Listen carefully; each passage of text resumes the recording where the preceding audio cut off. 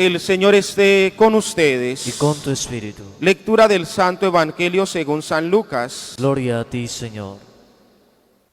En aquel tiempo, Jesús, levantando los ojos hacia sus discípulos, les decía: Bienaventurados los pobres, porque de ustedes es el reino de los cielos.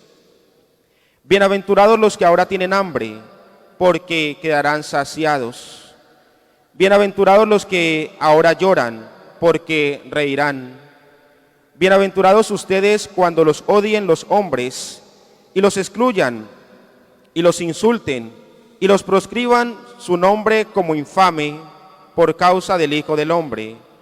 Alégrense ese día, y salten de gozo, porque su recompensa será grande en el cielo.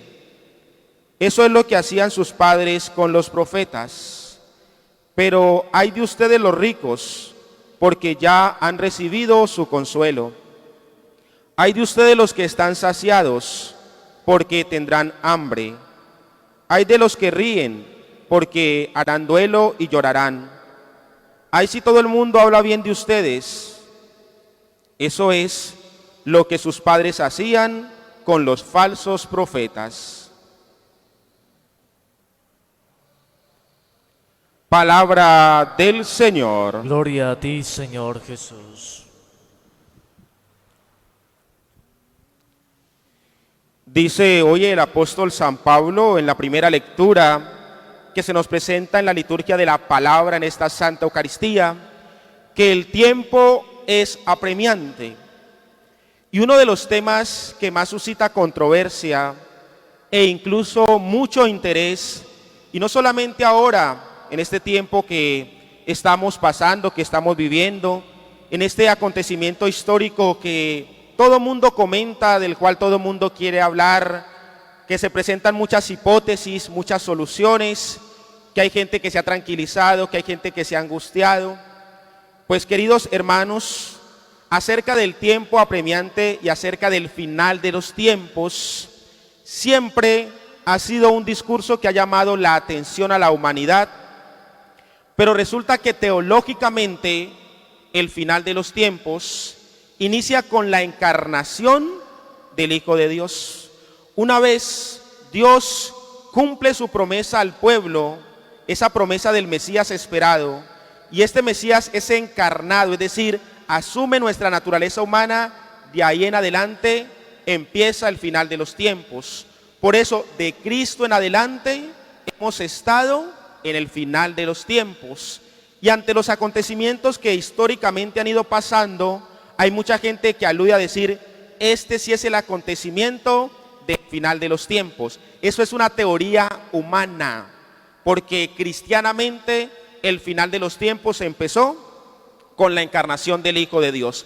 De Cristo en adelante siempre hemos estado en el marco del final de los tiempos. Y por eso cuando a Pablo en la carta a los Corintios en el capítulo 7, versículos del 25 al 31 le preguntan acerca de cuál es el mejor estado, si casarse o estar soltero. Y Pablo responde que las dos vocaciones son queridas por Dios. Lo fundamental es que aquella vocación que yo escoja la pueda cumplir con mucha firmeza. Dice: en cuanto a lo célibe o al celibato, no tengo mandato de Dios, pero a mí me gustaría respecto a ello que vivieran como yo vivo. Y Pablo fue célibe. ¿O alguno de ustedes ha encontrado en las Sagradas Escrituras la esposa de Pablo y los hijos de Pablo? ¿Cierto que no? Sin embargo, también cuando le preguntan respecto al matrimonio dice: pero si un hombre está soltero y se casa, no hace mal. O si una mujer está soltera y se casa, tampoco hace mal. Lo importante es que si eres soltero, célibe, dedicado a las cosas de Dios, lo hagas con amor, con entrega, con fidelidad. Y lo mismo que si te casas, lo hagas con la claridad que es un llamado, que es una vocación y que se hace precisamente según el querer de Dios y para alcanzar la recompensa de la cual nos habla el Evangelio el día de hoy. Si eres célibe, si eres entregado a las cosas de Dios, tienes que sostenerte firme en ello, y en lo que hace se debe vivir esa fidelidad y esa entrega de tal manera que se glorifique al Señor y que sirva a nuestros hermanos que están alrededor. De nada sirve vivir o tomar una de las dos opciones si se va a hacer mal. Él ilustra sobre la importancia de dedicarse de lleno a las cosas de Dios, tanto en una vida célibe como en una vida matrimonial, porque también en su tiempo surge este interrogante y un hombre de Dios tiene que hacer claridades a los interrogantes de sus hermanos, teniendo como fuente la sabiduría divina. Y él responde de esta manera: lo más importante es que no te vayas a quemar, que no te vayas a perder de la salvación, que no te vayas a alejar de Dios. Si a ti Dios ha infundido en tu corazón el deseo por dedicarte de lleno a las cosas de Él, sostente en esa vocación que Dios te ha dado. Pero si el Señor te ha regalado un esposo, una esposa, un matrimonio, también santifica, y también es para vivirlo de la mejor manera, para vivirlo bien. Y con esto despeja la duda de muchas personas en su tiempo que le preguntaban cuál de las dos opciones es la mejor. Yo le respondo: las dos opciones a la luz de la palabra de Dios, y como lo dice Pablo, las dos opciones son queridas por Dios, las dos opciones son buenas, las dos opciones santifican. Dios nos invita a las dos opciones siempre y cuando se escoja una y sea según el querer, los parámetros y lo que Dios indica en su palabra y lo que infunde en cada uno de nuestros corazones.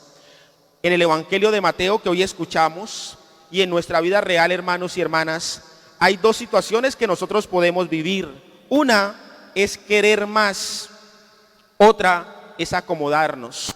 Ante la vida espiritual y ante los acontecimientos cotidianos nuestros, uno puede decidir: yo puedo pretender más, querer más, anhelar más, o me puedo conformar con la realidad y con la forma de vida que tengo y que llevo. Y vemos que hoy aparecen las bienaventuranzas, pero ya no según el Evangelio según San Mateo.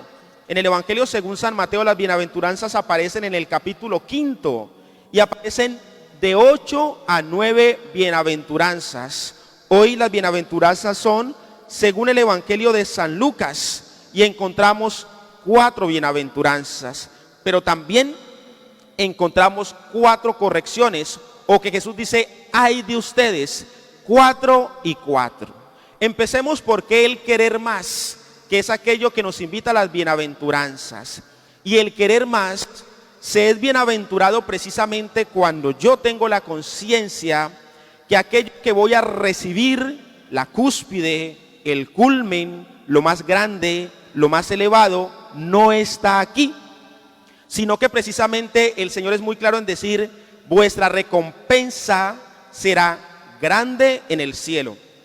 Una de las santas que es muy mencionada, muy querida, y que nosotros leemos su biografía, su historia, sus escritos, Santa Teresita del Niño Jesús decía: un día de estos ocupados me voy a encontrar con Dios en la tierra. Un día de estos días ocupados me voy a encontrar con Dios en la tierra, porque Dios no está fuera de mí, sino que está dentro de mi corazón. Y por eso el Señor dice: bienaventurados los pobres, porque el reino de los cielos es para ellos. Bienaventurados los que lloran, porque van a reír. No toda la vida es sufrimiento, no toda la vida es tristeza. De hecho, ¿qué día de esto Monseñor ha hecho un escrito bien interesante cuando dice que el dolor y el sufrimiento deben de ser fecundo? Es que no es sufrir por sufrir, no es buscar el dolor simplemente por buscar el dolor. Yo debo reconocer, aprender y entender por qué sufro. Porque a veces uno sufre, perdónenme la expresión, por cosas que no valen la pena. A veces uno sufre por cosas que no tienen sentido. Pero hay un sufrimiento que tiene mucho valor. Y hay un sufrimiento que es fecundo. Y hay un sufrimiento que nos lleva a buscar la recompensa eterna en el cielo. Evaluemos y pensemos: ¿por qué hemos sufrido? Hay gente que sufre porque el internet está demasiado lento. Hay gente que sufre porque no tiene el carro último modelo. Hay gente que sufre porque su vecino, su vecina, una persona, un amigo, un conocido, materialmente está mejor que él o está mejor que ella. ¿Será esa la gran recompensa? Yo creería que según la palabra de Dios, no. Pero a veces eso nos puede traer a nosotros sufrimiento. Y es un sufrimiento que, como les decía anteriormente, según mi criterio, según mi percepción y a la luz de la palabra de Dios, se convierte en un sufrimiento vano. Porque una cosa es sufrir por realidades materiales que se pueden conseguir, que hoy se tienen, mañana se pierden, y les garantizo que en ella no está la felicidad. Otra muy distinta es un sufrimiento por un amor, pero un amor que parta del amor a Dios. Porque también encontramos en nuestra sociedad y en nuestra realidad gente que podría decir y nos podría pasar: yo sufro porque no he encontrado el verdadero amor. Y yo le podría decir: sí, sufre porque no ha encontrado el verdadero amor, porque lo ha buscado en otra realidad y no lo ha buscado en Dios. El amor humano es bueno, pero el amor humano no es perfecto. Por eso el verdadero amor se tiene que buscar en el Señor, y desde el Señor se construyen todos los demás amores. Y pensemos a la luz de la palabra de Dios hoy, queridos hermanos y hermanas, cuál es la fuente de nuestro sufrimiento, de nuestro dolor, de nuestras lágrimas, y pensemos también dónde desemboca nuestro sufrimiento, nuestro dolor y nuestras lágrimas. ¿Es un sufrimiento que vale la pena, o tal vez estamos sufriendo por cosas efímeras que en últimas ni podemos cambiar ni nos van a llevar a ningún lado? ¿O estamos asumiendo un sufrimiento como el de Cristo? Miremos el sufrimiento de Cristo y aprendamos de él. Cristo sufre primero por amor. Cristo sufre por cumplir una misión. Cristo sufre porque precisamente el regalo, el resultado, la recompensa de su sufrimiento es lo más grande que le ha pasado a la humanidad. Si Cristo no hubiera resucitado, vana sería nuestra fe. Si Cristo no nos hubiera salvado, vano sería creer. Si Cristo no hace su donación, nuestra vida no tendría sentido, porque ninguno de nosotros podría salvar a la humanidad. El sufrimiento de Cristo es un sufrimiento redentor, es un sufrimiento en el amor verdadero, que es el amor de Dios. Es un sufrimiento grande, es un sufrimiento que trae una gran recompensa.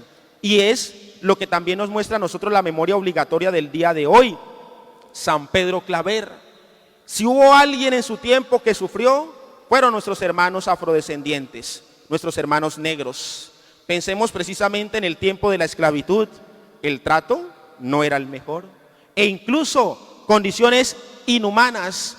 Pero San Pedro Claver se asocia a este sufrimiento de los esclavos, y él, desde el amor y por un sufrimiento redentor, se asocia al sufrimiento de los esclavos. Tanto es así que llega a decir que él es el esclavo de los esclavos. Un sufrimiento que vale la pena, un sufrimiento que redime, un sufrimiento que le agrada a Dios, un sufrimiento que edifica, un sufrimiento que lleva a la recompensa y que conduce a la salvación. Dichosos los que sufren por algo que vale la pena, porque serán consolados y recibirán una gran recompensa. Y hay que hacer en nuestra vida terrenal la gran evaluación de nuestra existencia. ¿Por qué sufrimos? ¿Para qué sufrimos? El sufrimiento es connatural al ser humano. Desde que nacemos estamos sufriendo. Es más, ¿cuánto sufre una mamá cuando va a dar a luz?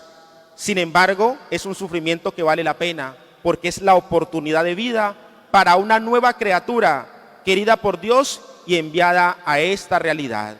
Que Dios nos conceda la fuerza y la gracia del Espíritu Santo de vivir con mucha entrega y con mucha generosidad la vocación que Dios nos ha regalado, sea casados o sea consagrados al Señor, como Pablo muy claramente responde hoy en la primera lectura. Y que también aprendamos de ser bienaventurados, pero que esas bienaventuranzas tengan un sentido claro en el Señor, y sabiendo y conociendo que nuestra recompensa es grande en el cielo. Amén. Amén.